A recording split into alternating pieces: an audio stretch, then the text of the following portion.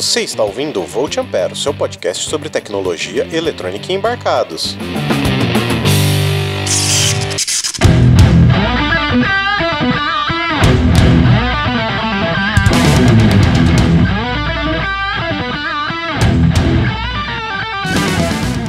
Olá, sejam bem-vindos a mais um episódio do Volt Ampere. Meu nome é Adrian Lemos e estou aqui com ele, aquele moço que não permite que se coma leite condensado com pão de queijo, senhor Guilherme Andrade. Bom, pessoal, tamo aí. Raiz, nada de Nutella. Só pão de queijo, não vem com esses negócios de misturança não, que não dá certo, né? Se for pra avacalhar, avacalha o açaí, que é lá do Pará, que é longe. Sacanagem, esse daí já é briga cultural, cara. E juntamente conosco ele, o nosso co-host, o nosso outro integrante, aquele homem que come porquinhos da Índia quando está no Peru, Sr. Roger Manrique. Olá, pessoal. E hoje, pessoal, a gente vai falar sobre um assunto aí que pra gente é bastante comum já, né? E a gente já vem ouvindo esse termo já há algum certo tempo, que é o famoso IoT, Internet das Coisas, Internet of Things. O que vocês acham disso, pessoal? Think, Rogerinho. Desculpa aí, mas meu inglês não é lá dos melhores, tá? Não, só tô zoando, cara, tava ótimo. O que eu acho internet das coisas é que ainda existe uma zona meio cinzenta que envolve a internet das coisas, privacidade. Basicamente é isso, uma zona cinzenta entre onde acaba a privacidade e onde começa a internet das coisas. Essa é a minha opinião por enquanto. Assim, Ô Roger, você tem medo da internet das coisas? Medo não. Você não tem medo que a sua casa se revolte contra você e tente te matar? Como alguns filmes já abordaram esse tipo de assunto, né? Que a casa se revolta com todos os seus sensores e tenta matar o seu hóspede, né? 2001, Odisseia no Espaço, que como é que chama? O HAL, né? HAL 9000. Ali é uma internet das coisas ali, né? Sim, com certeza. Já é uma inteligência artificial, que é o segundo passo, né? É o passo além da... Será que ele é uma inteligência artificial? Porque a internet das coisas, a gente vai ver depois, ele precisa de uma comunicação máquina para máquina. De repente tem uma coisa da internet das coisas no HAL. E você, Guilherme, o que você acha da internet das coisas? Cara, eu acho que é o princípio da revolução das máquinas, porque é as máquinas fofocando, né, cara? Pois é, cara. Ela sabe de tudo e passa pra próxima, né? Aí, não sei, mas, assim, é necessário, sabe? É necessário. O tal do algoritmo aí que muita gente gosta, muita gente odeia, é basicamente a internet das coisas também. Sim. É você mandando informação sem querer, né? Porque depois a gente vai explicar aí, mas sem querer você tá mandando informação e tem alguém recebendo a informação. Às vezes você tá mandando e uma pessoa recebe, né? Mas a maioria das vezes é um banco de dados. Quando há necessidade, alguém vai lá interpretar aqueles dados. Então, como hoje tudo é dado, né? É necessário. A internet das coisas já é uma realidade, né? E a gente tem que pensar em como se adaptar à internet das coisas e não se vai ser bom, porque ela já tá aí. Mas, Sr. Roger Manrique, a gente tá aqui falando internet das coisas, ligar as coisas na internet. A gente já vem vivendo aí praticamente nos últimos 20 anos já ligados a esse negócio chamado internet, que é aquela rede mundial de computadores onde você consegue se comunicar. Chegou pra ficar. Agora, né, esse é o ano da internet no mundo, né? Aquela velha brincadeira, né, do ano do podcast, né, no Brasil. Mas, Sr. Roger Manrique, o que é essa bendita da internet das coisas? Bom, a internet das coisas, ou IoT, como a gente já falou também, refere-se a um grupo de dispositivos digitais, tais como sensores industriais, que coletam e transmitem dados pela internet. A IoT pode ser definida como uma comunicação máquina a máquina. Também, geralmente, quando tu vai ler algum artigo, tá escrito lá M2M, M2M, Machine to Machine, via internet, que permite que diferentes objetos, assim, de carro, máquina industrial, sapato, sensores e roupas, dados e informações para concluir determinadas tarefas. A base do funcionamento da IoT são sensores e dispositivos que tomam a comunicação entre as coisas possível. Além disso, é preciso um sistema de computação para analisar os dados recebidos e gerenciar as ações de cada objeto conectado a essa rede. Era mais ou menos o que o Guilherme estava falando, que os dados dos sensores vão para um banco de dados, onde esses dados ficam armazenados. Eu acho que o melhor exemplo de internet das coisas, que até muita gente usa, é a geladeira que faz compra sozinha, né? Sim, cara, aliás, eu acho que esse negócio da geladeira que faz compra sozinha, ela foi praticamente o estopim dessa questão da internet das coisas, né? E aí, tipo assim, como é que funcionaria, né? Vamos pensar assim, o trajeto da coisa toda, né? Tem lá a sua geladeira. Aí você, basicamente, você vai setar ali as quantidades de coisas que você quer na sua geladeira. Então, sei lá, você tem que ter tantos litros de leite, carne, verdura e bababá. As coisas que você quer ter ali, você coloca ali e enche ela, né? E aí, por sensores, por processamento de imagem, ela vai ver, ó, o leite acabou. Então, ela mesmo manda mensagem, sente a necessidade, manda mensagem, ela tá conectada via internet para um servidor, que é um servidor lá do seu supermercado favorito, seja ele qual for o sistema, né, supermercado por internet, e lá ele vai receber, lá vai ter um banco de dados, né? Então ele recebe essa informação. Aí o servidor vai direcionar lá dentro do supermercado pro setor, então o setor que vende leite vai receber lá, ó, pedido, código de barra, tal. Aí, beleza, vai dar um checklist lá, o cara que trabalha lá, ou uma máquina mesmo, vai naquele setor, né, no dia, e vai separar, ó, hoje eu preciso de tantas caixas de leite. Separa as caixas de leite, põe no carrinho e joga lá pro transporte, né? E aí o transporte vai receber, vai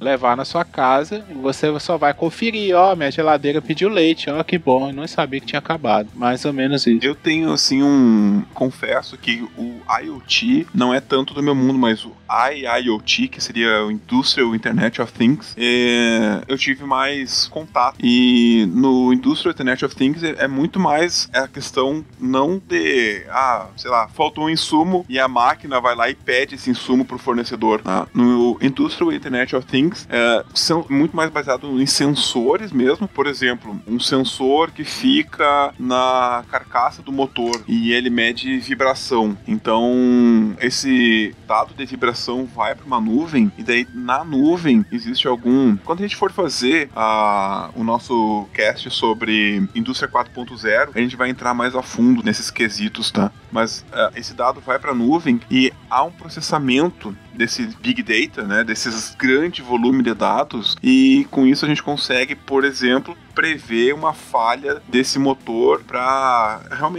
alguns meses, para alguns anos, para algumas semanas antes de que isso aconteça, baseado só na questão da vibração, por exemplo. Claro, a gente pode colocar vibração, temperatura, fluxo magnético, frequência, que a Industrial Internet of Things tem mais essa cara de, digamos assim, utilitarista, né? Porque a gente está acostumado a pensar realmente na Internet of Things e, eu tenho aqui uma geladeira, eu tenho a geladeira é o mais clássico mesmo, né? Qual seria um outro bom exemplo aí pra gente discutir? O carro, né? O seu carro, né? Sei lá, tá precisando trocar que é mais ou menos isso que você falou da indústria, né? Tá precisando trocar um óleo, então você tem um sensor de viscosidade do óleo ou de nível, né? E aí o próprio carro, no sistema computadorizado ali, já agenda lá na concessionária a sua revisão, antecipa a revisão. É bem isso que você falou, né, da indústria aí. Já, aí o cara lá já tá sabendo e ele só, sei lá, te manda uma mensagem no seu smartphone falando, ó, leve o carro, se o carro não for autônomo, né? Também pode ser autônomo. Sim, rezo por isso todos os dias.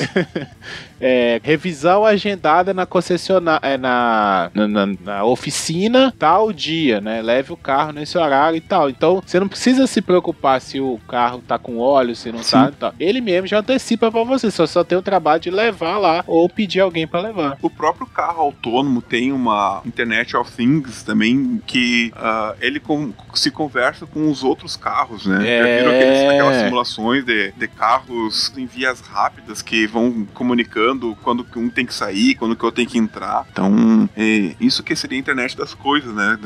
São duas coisas, dois carros conversando e a gente nem sabe o que tá. Sim. Por falar em carros se conversando e internet das coisas, mudando um pouquinho de assunto e falando mais de segurança, eu não sei se vocês chegaram a ver, mas no último dia 22 de agosto aí de 2019, se você já estiver ouvindo isso muito depois, vocês viram que 2 bandidos, eles roubaram um Tesla Model S avaliado em 90 mil libras em menos de 30 segundos na Inglaterra? Terra? Não vi, cara. Não, como é que foi isso aí?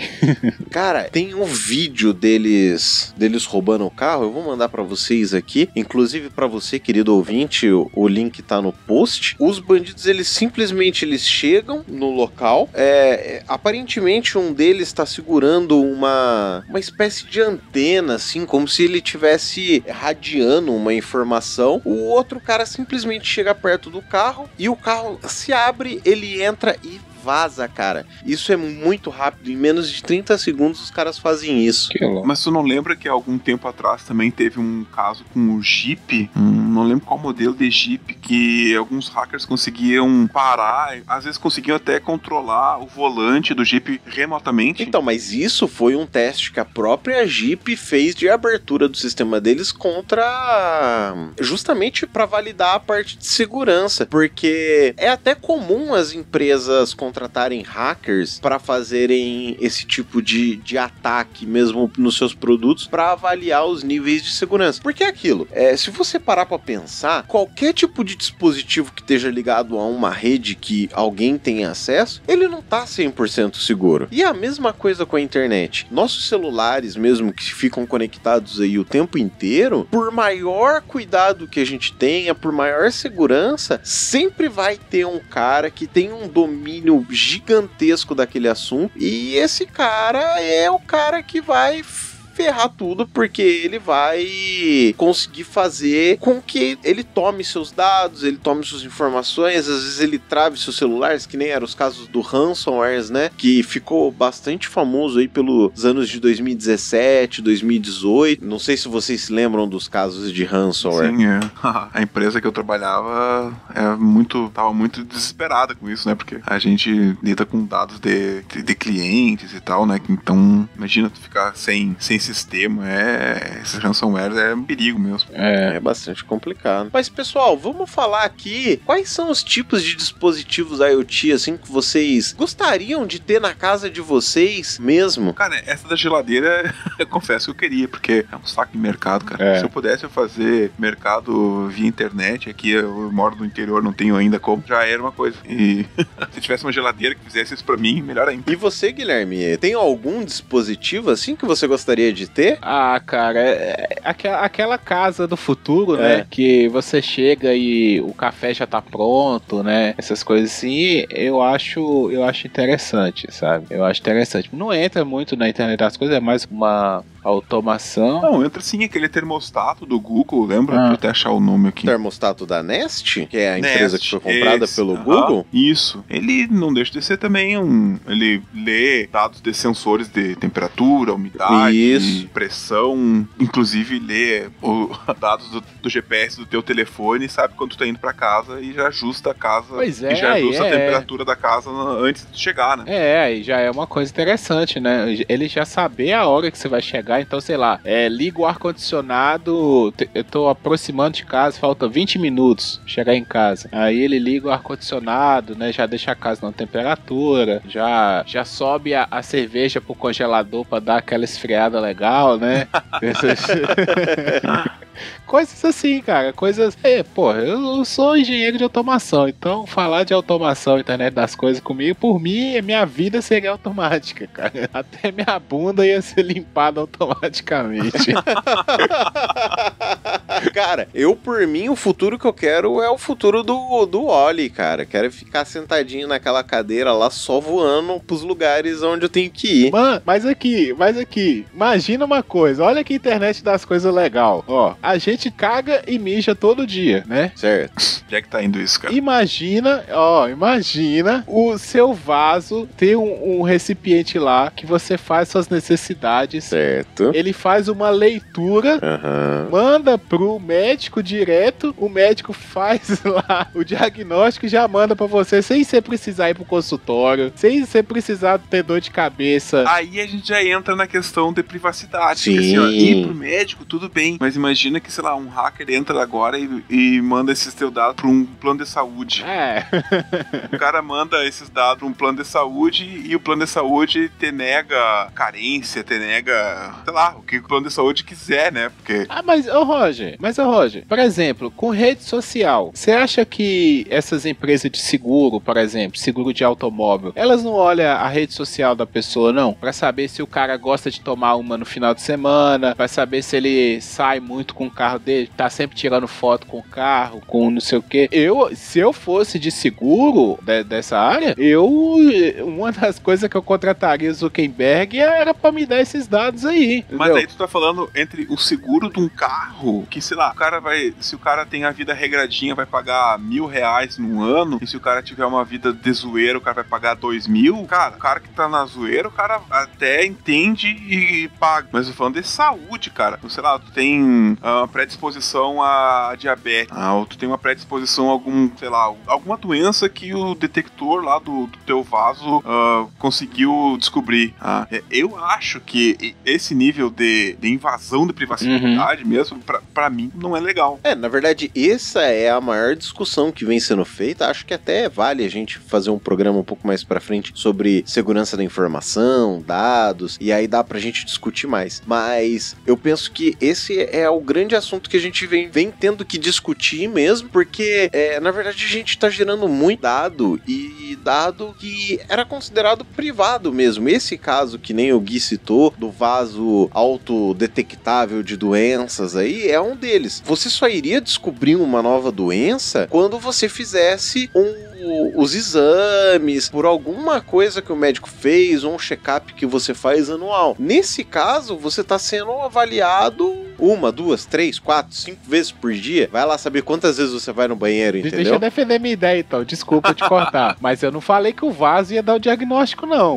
Não, mas ele tá te analisando. Ele não vai te dar o diagnóstico, mas ele vai estar te analisando cada vez que você passar por ele. Só que assim, o vaso não tá te analisando. Mas aí a gente começa de novo a falar de Big Data. Porque imagina que tenha a relação. Vai até a gente dar uma olhada no Google, ver qual que é a relação de médico pra população no Brasil. Então, não vai ter médico suficiente, não vai ter bioquímico suficiente, o que quer que seja que vai fazer essa análise, de fazer análise de todo mundo que comprar esse vaso. Então, esse dado vai ter que passar por um Big Data, vai ter que passar por uma inteligência artificial para ele, pelo menos, fazer o primeiro screen. A primeira ação vai ser dada por uma inteligência artificial. O cara não vai ficar atrás da mesa lá, vai trabalhar das 7h30 às 17h30, olhando, vamos ver agora o Guilherme aqui, como é que tá o cocôzinho do Guilherme. Pô, tá legal, cara. Não, cara. Então, assim, dado, ele vai ter que ir pra um banco de dados, e esse banco de dados pode ser roubado. Sei lá, uma vez por semana, uma vez por mês, você coloca nesse recipiente, entendeu? É isso que eu tô falando. Não é que todo cocô que você fizer vai ser analisado, entendeu? Mas, tipo assim, eu quero fazer um exame agora, né? Aí, sei lá, eu mudo o recipiente ali, coloco uma vasilhinha diferente no meu vaso, faço o meu cocô direitinho, do jeito que eu tô acostumado, e aí esse aí fica separado pra se é uma análise ali, ou sei lá, vem o carro do laboratório, passa na sua casa, pega o pacotinho e leva, entendeu? Nem, sabe, uma coisa assim. O Adrian fez a pergunta, então eu tô viajando. E eu só tô problematizando, cara. Sim, com certeza.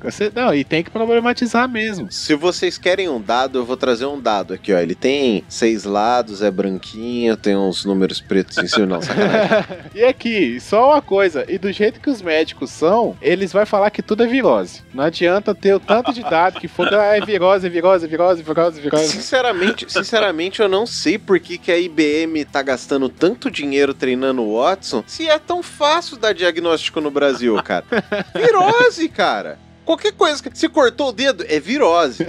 Você bateu com a cabeça na parede, é virose, cara. A gente brinca, mas é uma sacanagem isso, né? Quem nunca passou por isso que atira a primeira pedra, né? Então, se vocês querem dado, eu vou trazer um dado aqui pra vocês. Aqui se estima que tem mais de 440 mil médicos em atividade no Brasil e uma população estimada de 207 milhões de pessoas. Fazendo uma correlação aqui, são mais ou menos 470 mil pessoas por médico aí. Isso sem falar que a maioria está concentrada nas grandes cidades, né? Tudo tem a sua vantagem e sua desvantagem. A gente sabe que quanto mais cedo determinadas doenças são detectadas, mais fácil é o tratamento. Sim. Como câncer, por exemplo, né? Quanto mais cedo tem o diagnóstico de câncer, a chance de sobrevida é enorme, né? Mas qual é o preço disso, né? O preço disso, pra mim, beira muito nesse negócio da privacidade. Às vezes até uma empresa, sei lá, o cara invadiu o banco de dados e jogou esses dados no LinkedIn. E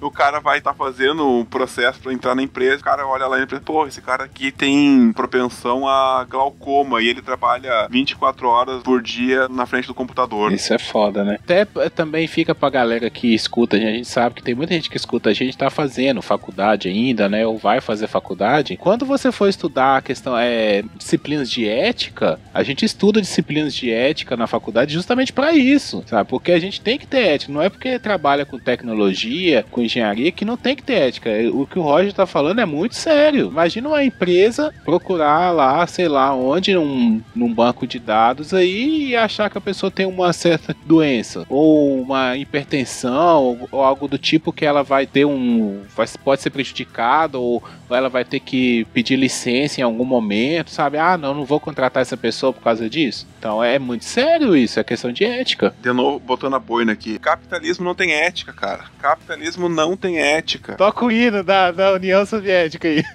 Toca, Bem unidos façamos nessa luta final. Uma terra sem ambos, a internacional.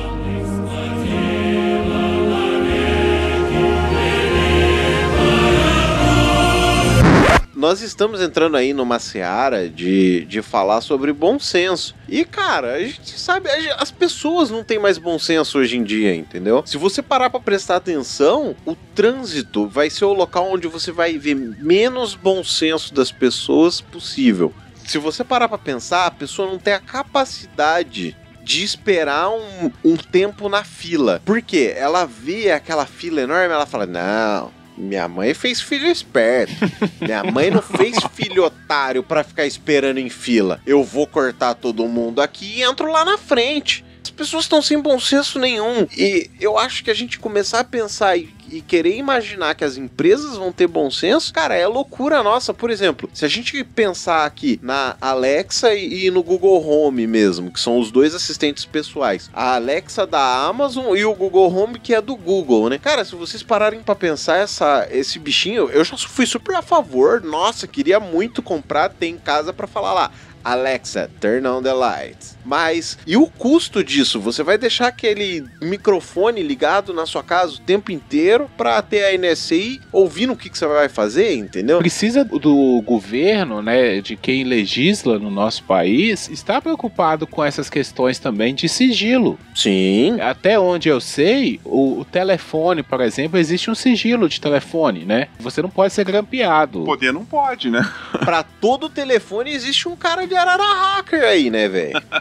Não existe o sigilo bancário? Teoricamente deveria existir, mas vira e mexe a gente vê conta sendo vazada aí. Não precisa ir muito longe, cara, né? Assim, ó, a questão, assim, tu abre um cadastro, qualquer site aí, dá 2 dias, estão te enchendo de spam, um site que tu nunca viu. Ou aquela vez que aconteceu do Ashley Madison lá, que entraram no site lá e roubaram todo o banco de dados. Cara, era uma falha extremamente grave. Quantas vezes a PSN foi hackeada? Cara, eu já tive que mudar cartão de crédito por causa dessa bosta da PSN. Então, assim, ó, falar que não pode é uma coisa, é bonito. Uhum. O problema é que sempre vai ter alguém que tá tentando fazer. Quem cuida da legislação, ele tem que, no mínimo, estar preocupado em falar assim, olha, se isso acontecer, alguém tem que ser responsabilizado. É lógico que a lei, muitas vezes ela não funciona, senão o mundo seria perfeito, né? Sim. Ninguém roubava, ninguém matava. São coisas que eu acho que tem que ser discutidas, que tem que ser colocadas na mesa. Por exemplo, nós estamos falando aí de aplicativos, né? Google Home, Alexa e tal. Envolve aplicativos e assinaturas e coisas do tipo. Quem lê termos de um aplicativo? Ninguém lê, cara. Ninguém lê a EULA. A mesma coisa acontecia antigamente com as bulas. As bulas de remédios, elas eram escritas em letras minúsculas. Aí chegou alguém, se preocupou com isso, né? E é pouco tempo atrás. E falou assim, ó, a bula, ela tem que ser ser numa letra tal, porque a pessoa tem o direito de ler a bula, de conseguir ler a bula do remédio que ela tá tomando. Saber o que tá botando pra dentro do corpo, né? Isso, aí vamos supor, o aplicativo, se ele tiver tal e tal ponto, ele tem que explicitar pro usuário para ficar de forma clara, sei lá, os seus dados serão utilizados para nossa pesquisa de mercado, sei lá, uma coisa genérica, sabe? Nós podemos utilizar isso para melhoria do nosso aplicativo ou para lançamento de novos produtos, né? Ou seja, você está sendo usado testando o aplicativo deles.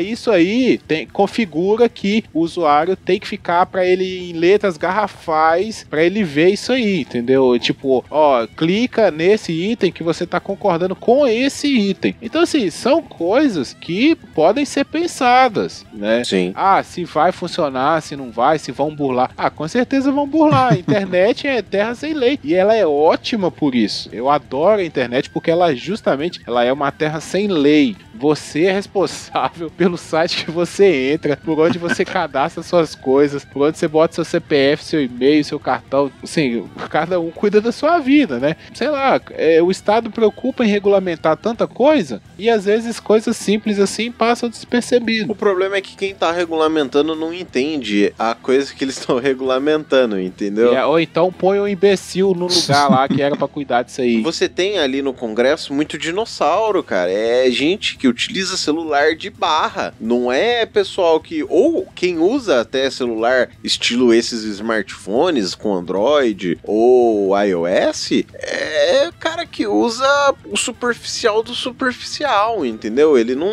sabe mais a fundo como as coisas funcionam. Ele é só um consumidor. E, teoricamente, tem que saber a fundo. Pra quem vai legislar sobre isso, sim. Eu concordo que a pessoa tem que saber, ou no mínimo elas têm que se dotar de pessoas capacitadas pra fazerem isso por elas, né? Consultoria, né, cara? Tem tanta gente dando consultoria aí, não custa nada você reunir o pessoal da área aí e falar, o que tem que, sabe, o que tem que ser feito aí, o que vocês acham que tem que ser feito? O problema é que os caras não querem trabalhar, né? Mas falando em regulamentação, alguém aí sabe dizer o que é uma regulamentação de um setor? Às vezes as pessoas acham, né, que vou regulamentar, é o Estado querendo me controlar, né? Essa onda liberal que tá tendo aí no Estado, fora Estado. É falso liberal, né? Nem sempre, cara. Regulamentar é falar assim, olha, isso pode ser usado aqui, entendeu? Aqui você pode usar. Passou daqui, você não pode usar. Isso aqui é competência de fulaninho cuidar. Essa parte aqui,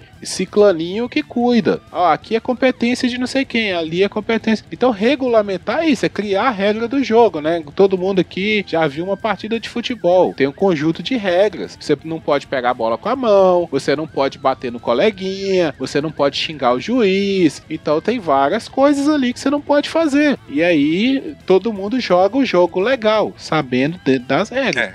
Regular e fiscalizar também, né?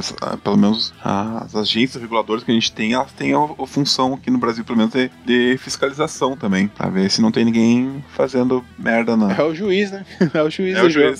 É o juiz do jogo. Por que a gente tá falando de regulamentação desse setor de IoT? Porque a IoT, ela começou como uma certa especulação, né? E até uma vontade de querer ligar as coisas à internet, e a gente não tinha simplesmente nada, não tinha se criado nenhum tipo de regra, nem nada do tipo. Então o que aconteceu? O governo brasileiro, ele criou o Plano Nacional de Internet das Coisas e a Câmara IoT, que é uma câmara que vai fazer essa discussão para regulamentação. Isso foi feito agora, no último dia 25 de junho agora de 2019, né? E esse plano, ele tem algumas propostas. Quem que pode citar quais são essas propostas pra gente? Melhorar a qualidade de vida das pessoas e promover ganhos de eficiência nos serviços por meio da implementação de soluções de IoT. Promover a capacitação profissional relacionada ao desenvolvimento de aplicações de IoT e a geração de empregos na economia digital. Incrementar a produtividade e fomentar a competitividade de empresas brasileiras desenvolvedoras de IoT por meio da promoção de um ecossistema de inovação neste setor. Buscar parceria com os setores público e privado para implementações soluções de IoT e aumentar a integração do país no cenário internacional por meio da participação em fóruns de padronização, da cooperação internacional em pesquisa, desenvolvimento e inovação e da internacionalização de soluções de IoT desenvolvidas no país. Tem uma coisa que sinceramente para mim não bate. Aqui no segundo ponto, né, diz que fala em promover a capacitação profissional relacionada ao desenvolvimento, e no terceiro ponto diz que é incrementar a produtividade e fomentar a competitividade de empresas brasileiras. Cara, isso é muito bonito no papel realmente, mas como que a gente vai fazer isso se a gente teve uma redução do custo da nossa educação, né, que foi retirado diversas verbas do nosso setor de educação e diversos valores da nossa pesquisa e desenvolvimento do Ministério da Ciência e Tecnologia. Além também da gente ver aí um claro descrédito das nossas instituições de grande renome como o INPE. Eu fico me perguntando até onde que as pessoas realmente acreditam nessas coisas que estão escritas aqui, né? O que vocês pensam sobre isso? Cara, é complicado, sabe? Porque até o primeiro ponto também, ele me chama a atenção, sabe? Porque, melhorar a qualidade de vida das pessoas e promover ganhos de eficiência no serviço por meio da implementação de soluções de IoT. A IoT, ela não impacta tanto na qualidade de vida das pessoas. Assim, se a gente for pensar no padrão de vida confortável, o IoT, cara, ele é assim, é um luxo do luxo. Com certeza. Assim, eu acredito que a tecnologia vai se desenvolver ainda numa velocidade razoavelmente rápida, mas isso não vai chegar pro povão assim. É bem complicado, principalmente por causa de... A gente entra em mobilidade urbana, a gente entra num bocado de coisa aí que influencia nesse assunto. Mas você sabe qual é a coisa que mais influencia? Que no Brasil, 60% das pessoas têm acesso à internet só. Desses 207 milhões, né, Adam, que tu falou? 207 milhões de brasileiros. 40% desses 207 milhões de brasileiros não tem internet. Putz, é muito bonito falar em IoT, não sei o que, mas sem um plano antes de fazer uma expansão do acesso à internet, não só para casa da IoT, logicamente, né? Mas voltando a falar das universidades, que os caras querem fazer o Enem via internet, como que a gente vai fazer um negócio desse sem que 100% da população ou algo muito próximo disso tenha acesso à internet, cara? A gente tá tratando de privilégio mesmo, cara. No site onde tá essa consulta pública, tem uma página aqui, é bem no começo, sabe? Na introdução. Aí eu entrei lá pra ver e tem a CEMIG mandou, né? A CEMIG aqui no meu estado é a concessionária de energia elétrica. Eu fui ver o que a CEMIG tá falando sobre isso. E um dos pontos que eles falam, Roger, a CEMIG fala, é justamente esse. Fala assim, é legal isso aí que vocês estão fazendo, mas nos centros urbanos, nos grandes centros urbanos, nas cidades, ok. A gente tem a internet, as pessoas estão conectadas, fazer chegar a internet é tranquilo. Agora, e no interiorzão? Tô falando aqui no português, claro, né? Lá tá em forma de documento, mas e no interiorzão? Existe uma preocupação do pessoal da telecomunicação em ligar essas cidades, sabe? As cidades menores. Eu não tô falando de roça, não, gente. Tô falando de cidades aí de 5 mil, 10 mil habitantes. Não tem internet, a banda larga é difícil. Às vezes a internet é rádio ou o sinal do telefone, né, do celular. Tá no 3G ainda, não chegou nem o 4G ainda. Pois é, entendeu? Mas uma fibra, né, uma fibra ótica não chega nesses lugares. Existe essa demanda, essa dificuldade de ligar o interior do país, ligar esses lugares que não recebem internet de qualidade. Porque para sustentar esse volume de dados, você precisa de uma internet boa, né? Não é aquela coisa ali que você tem um pacote de 100 megas por dia para você... Aí não adianta nada, cara. Só dá para conversar no Zap mesmo. A gente tava falando aí de privilégios, né? Em um país onde a gente tem 35 milhões de brasileiros que não têm acesso à rede de água potável e 95 milhões de brasileiros, eles não têm coleta de esgoto, entendeu? Só 46% das pessoas têm esgoto tratado. Você tem noção que são números absurdos? Isso seria o mínimo do mínimo que a gente deveria ter, entendeu? A gente tá pulando etapas, né? Discutindo se o cara pode ter acesso à fibra ótica enquanto o cara não tem nem água pra tomar, né? Ao mesmo tempo, eu não acho que, então não deva pensar sobre isso. Não é essa a questão. Eu acho interessante quando Vocês colocaram aqui, eu achei muito interessante, nem sabia que estava tendo essa discussão não, sabe, de regulamentar isso daí, mas é preciso pensar também. A gente tem que regulamentar, porque quando você regulamenta, você não está criando só regras para quem vai consumir, né? Mas você tá criando regras para quem vai prover esse tipo de serviço, que pra gente também acaba sendo tão importante. E até tem alguns pontos que vão acabar entrando nessa consulta pública que o governo federal está fazendo para regulamentar esse setor, né? Vocês querem nomear quais são os pontos que vão ser abordados nessa consulta pública? Os pontos que essa consulta vai abordar são a outorga, as regras de prestação, tributação e licenciamento, numeração, avaliação de conformidade, espectro, infraestrutura e insumos. É isso aí. E para quem quiser consultar o texto na íntegra, tem o link aqui no post, você pode entrar lá no site, ler, tirar suas próprias conclusões, né? Porque eu acredito que o mais importante é isso, que cada um tire as suas próprias conclusões de acordo com toda a experiência que você vem adquirindo com o passar do tempo, independente de qual seja, né? Só dando uma sugestão também pro ouvinte, quem quiser, né, lá no grupo, a gente pode discutir sobre isso lá também. Com certeza, a gente tá sempre aberto. E até explicar mais a fundo um determinado assunto, né? Então, vamos caminhar para as nossas indicações aqui. Senhor Roger Manrique, finalizando o nosso programa aqui, qual que é a sua indicação para esse Volt Ampere? Já que a abertura foi uma abertura culinária, eu vou indicar um podcast que tem esse tema. É um podcast chamado Refogado, do Caio San. Muito legal. É um podcast bem novo, tá no início também, assim como o nosso. O Caio, ele mora no Chile, então ele tem alguns episódios sobre comidas chilenas, mas tem um episódio que ele fala sobre coxinha, tem episódio que ele fala sobre lembranças de avó, inclusive esse eu até mandei um depoimento pra lá, mas essa é a minha indicação. Refogado Podcast, do Caio San. E tu, Guilherme, o que tu tem pra nós hoje? Eu vou indicar a série sensação do momento da Amazon Prime aí, que é The Boys. É uma série sobre super-heróis, né? Nós estamos no auge aí dos super-heróis, super-herói pra tudo quanto é lugar. Mas essa série, ela chama a atenção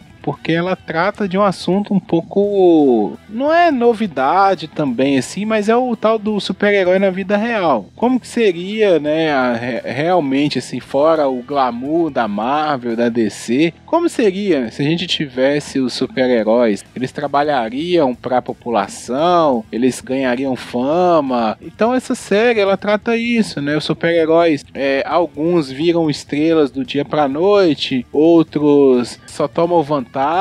Então, assim, é uma série que ela consegue tratar de vários assuntos da sociedade a partir do super-herói, né? O super-herói é como se fosse uma maquiagem aí, uma alegoria de algumas personalidades, né? Então, The Boys, da Amazon Prime, muito legal, é bem curtinha, acho que são 8 episódios só, de 1 hora, então dá pra maratonar no final de semana aí. E, Adrian, qual que é a sua indicação? Então, eu vou encher vocês com um monte de indicação aqui.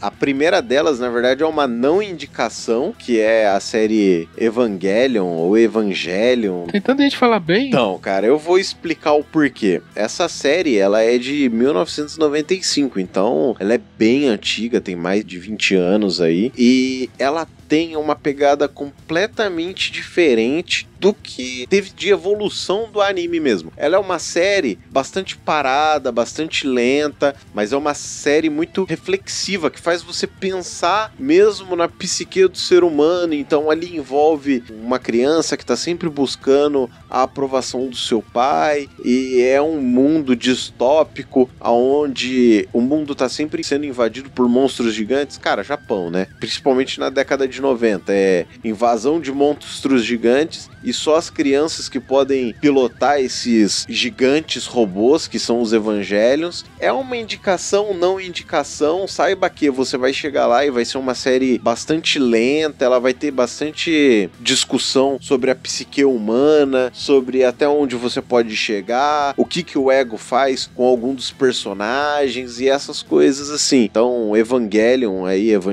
é a primeira indicação indicação, não indicação. A segunda é uma indicação que se chama Mindhunter, também é uma série da Netflix. Ela conta ali a história de 2 agentes do FBI lá na década de 80, iniciando os estudos dos psicopatas e daquelas pessoas que faziam crimes recorrentes de assassinato, que hoje são conhecidos como serial killer, né? Então você acaba vendo essa criação desse setor do FBI, como eles estudavam, como que eles pensavam, e você chega assim até a pensar que talvez você possa ser um pouco psicopata, porque quando você começa a chegar nas conclusões e fala assim, não, isso aqui tá acontecendo por causa daquele cara, nossa, aquele cara tá fazendo isso por causa disso, você fala, opa, peraí, tem alguma coisa de errado aí, entendeu? Eu acho que não era pra eu estar pensando nessas coisas aqui, mas é uma série muito bacana, muito fechadinha, ela tem diversos pontos ligados, eu tô no 4º episódio até agora e já deu uma reviravolta nos episódios, então Mindhunter aí é uma série que eu indico muito. Quem tiver um tempo aí gasta, é uma série com episódios longos, de mais ou menos 40 a 50 minutos cada episódio, mas vale a pena assistir. E para finalizar aqui o nosso programa, eu vou indicar 3 podcasts. O primeiro deles é o Rádio Escafandro, é um podcast de storytelling de um jornalista muito bom, cara. Ele já teve matérias que ele fez sobre carro autônomo, e ele veio entrevistar um professor aqui na Unicamp. Então, cara, é um podcast muito bem feito. Rádio Escafandro é muito bom. Um outro podcast é o Cidadela Geek, é um podcast novo que tá com poucos episódios, mas ele tem algumas temáticas bacanas, aquela temática geek, nerd mesmo. Então, Cidadela Geek é o nome do segundo podcast, e o terceiro podcast é o Panoramas, da nossa querida amiga aqui, a Bibi Bailas, que ela é física, e ela com o Sechá, eles têm esse programa para falar sobre física teórica mesmo. Então é isso, pessoal. Acho que para esse primeiro programa aí, essa pequena introdução e dar uma discutida nesse assunto de regulamentação do setor de IoT, acho que esse é um bom ponto de partida. A gente pode ter outros programas para falar do assunto, né? Trazer de repente especialistas, até falar sobre a lei de proteção de dados, né? Que eu acho que é algo que a gente tem que falar. Acho que seria legal a gente ter alguém com a gente aqui, o pessoal lá do Segurança Legal, que é um podcast sobre segurança da informação muito bom. Acho que a gente pode acabar discutindo num programa futuro. O que vocês acham? Acho ótimo. Também acho muito bom, porque a gente viu que tem bastante pano pra manga, né? Sim, com certeza. Então, pessoal, ficamos por aqui. Até o próximo programa. Fiquem agora com o Fusível Queimado.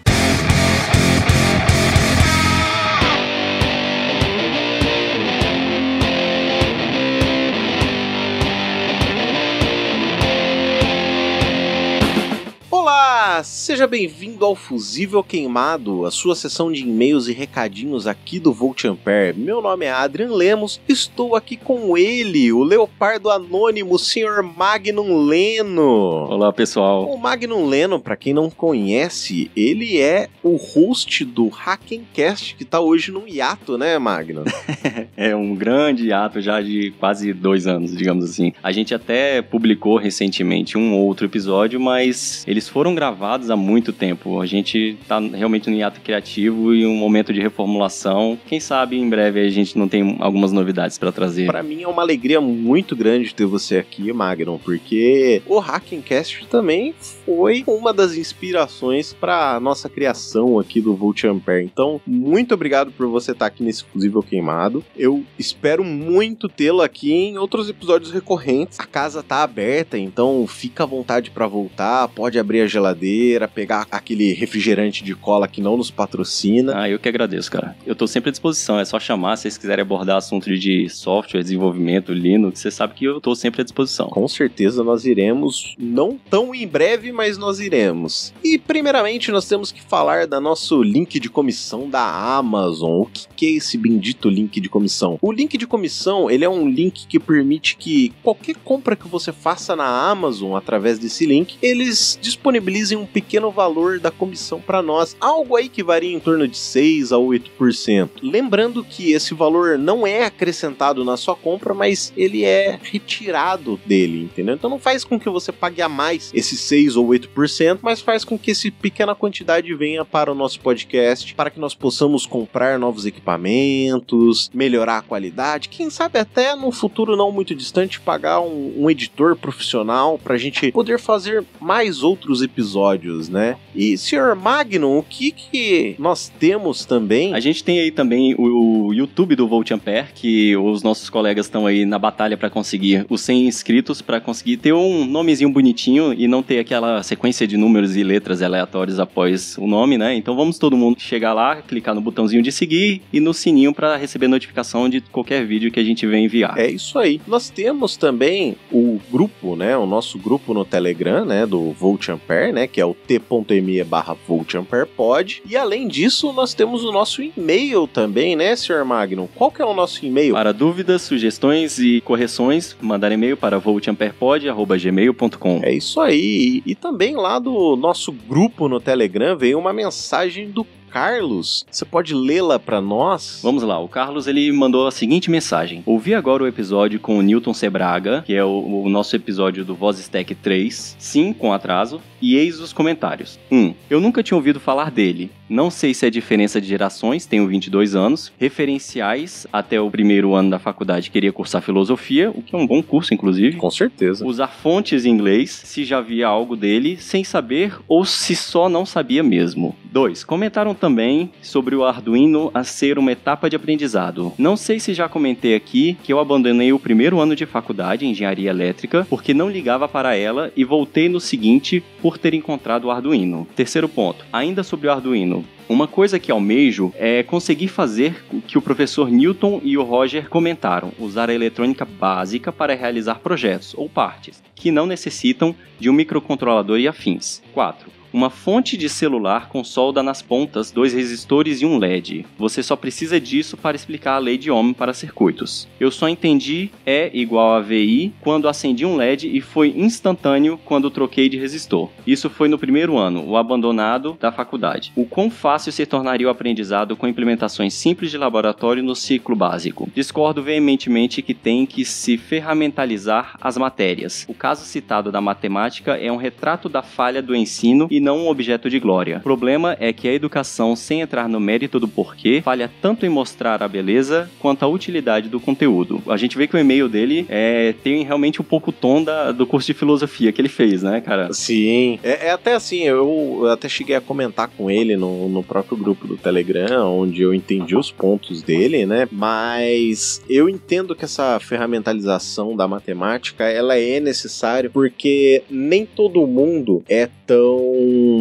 Como que eu posso dizer? Tem a criatividade de conseguir visualizar as coisas sem uma participação física, digamos assim. Exatamente. Você já viu aquele experimento que tem do pessoal provando que a soma dos quadrados dos lados do triângulo... Não vi. Eu vou ver se acho depois para colocar no artigo do site, porque é uma visualização física da equação, né, Caraca, como é que é o nome da equação? Pitágoras. É de Pitágoras, isso. Que são 4 quadrados cheios de água e ele vai girando eles e todos vão caindo num outro recipiente e formam exatamente a totalização, né? Cara, é muito bonito ver funcionando. É difícil explicar sem ver de verdade. Eu vou achar esse vídeo e mando pra vocês. Que legal. Eu até tava explicando pra ele que, por exemplo, eu sou uma pessoa que tem TDA, né? E pra mim, cara, sentar na frente de um professor numa sala de aula é algo extremamente maçante. E eu sou um cara muito visual. Então eu tenho um problema sério com imaginar coisas. E quando eu paro pra imaginar coisas, é a hora que eu me ferro, porque eu paro de prestar atenção em tudo e só viajo naquilo que eu tô pensando, e quando eu vou ver eu já perdi um monte de informação e fico com aquela dúvida gigante na cabeça, né? Cara, aí você agora me fez me questionar se eu também não tenho TDAH, porque esse era um grande problema que eu tinha na escola, cara, quando eu era pré-adolescente, adolescente, era que eu começava a prestar atenção e eu ia viajando em vários pensamentos e esquecia que tava na aula.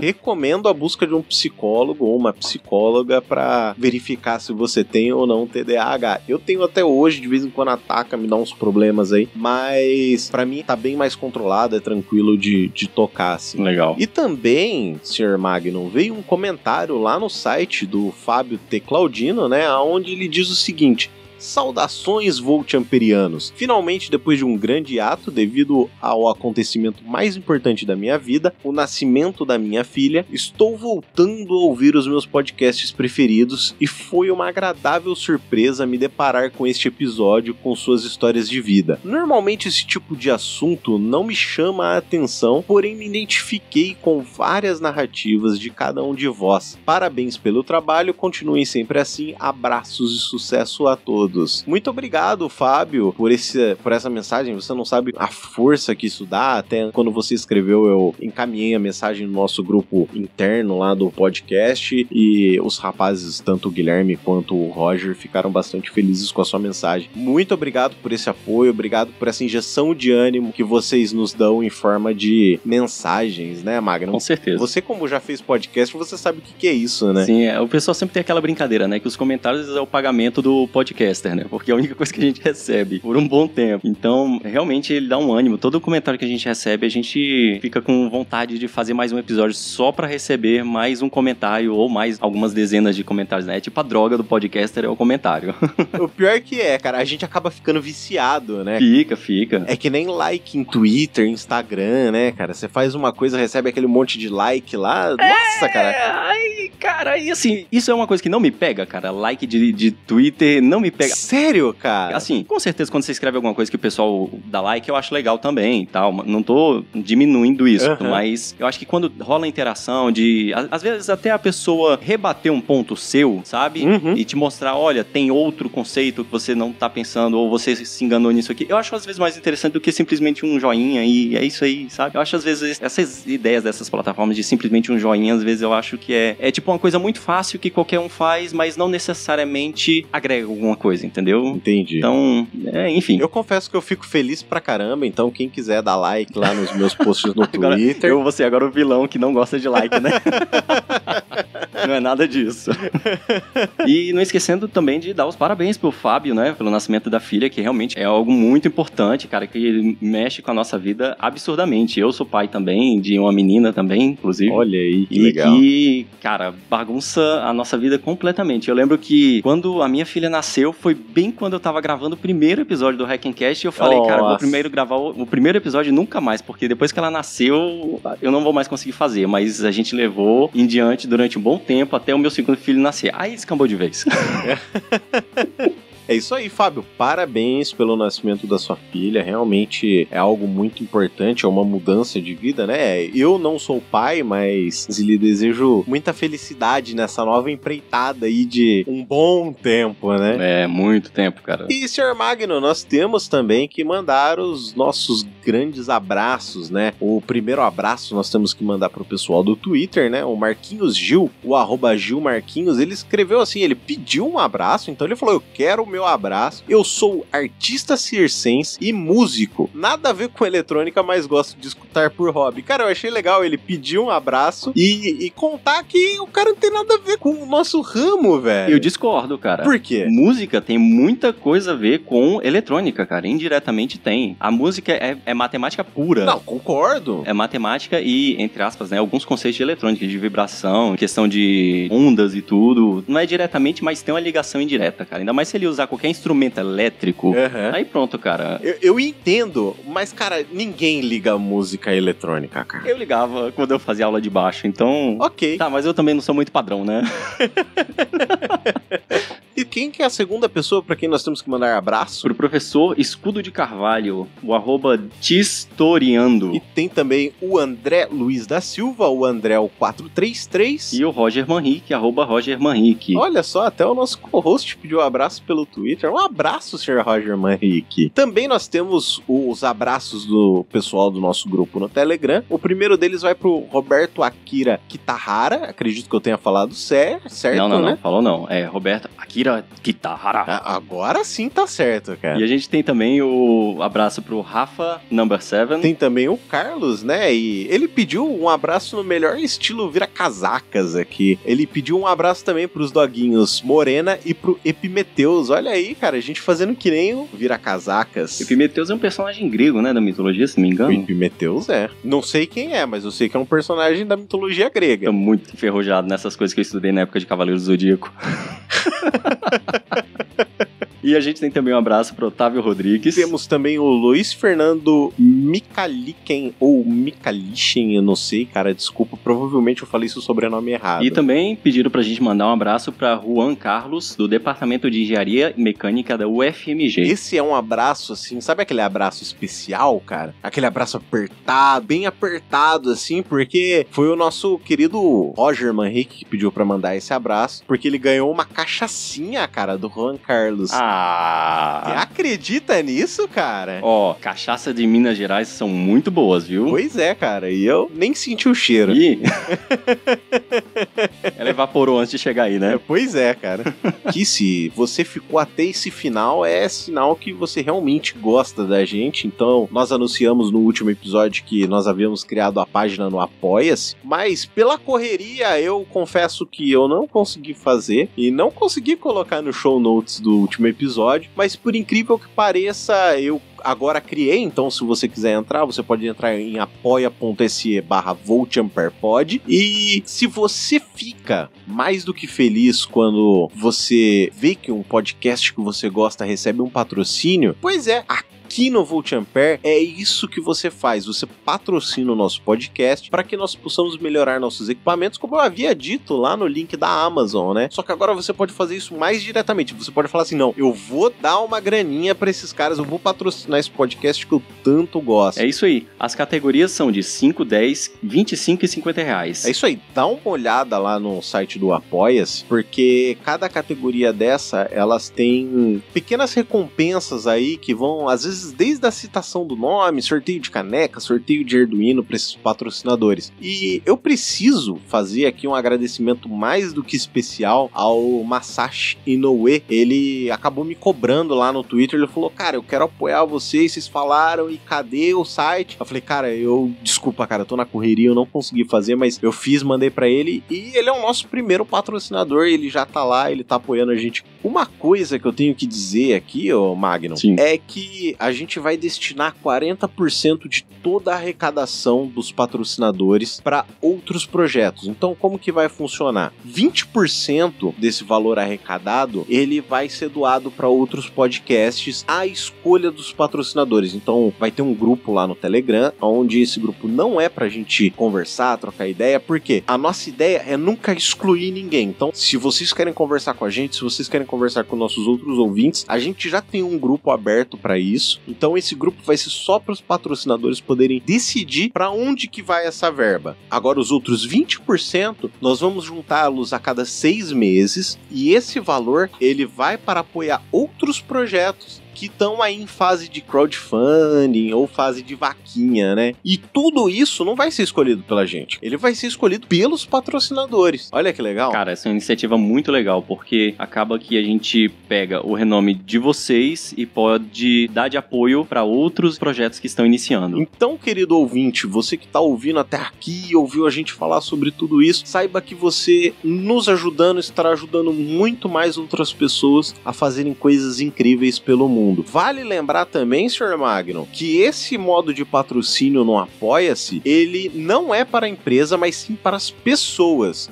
Agora, se a empresa quiser associar a marca dela ao nosso público, ela pode pedir o nosso Media Kit pelo e-mail voltamperpod@gmail.com e fazer uma proposta também de patrocínio, né? Que nós estamos abertos a recebê-los de braços abertos. É isso aí. Então, Sr. Magnum Leno, você tem mais alguma mensagem final antes da gente finalizar esse programa? Bem, eu queria agradecer o convite do pessoal do Volt Ampere para estar aqui gravando, porque eu acho que fazia um bom tempo que eu não sentava pra gravar um podcast, cara, e eu percebi como isso estava fazendo falta pra mim. Eu tô aqui dando boas gargalhadas de um jeito que fazia tempo que eu não dava, cara. Que bom. Então, muito obrigado mesmo e espero voltar mais vezes. Eu que agradeço. E, cara, esse realmente talvez seja um bom momento pra eu aproveitar essa empolgação que vocês estão passando pra mim e tentar reativar o podcast. Eu fico muito feliz e vou ficar mais feliz ainda o dia que pingar lá na minha sequência de podcasts Hackencast, mais um novo episódio. Eu vou ficar feliz demais, cara. Vai acontecer, pode deixar. Então, pessoal, a gente fica por aqui. Aquele grande abraço. Até o próximo programa. Tchau, tchau. Então, tchau, pessoal.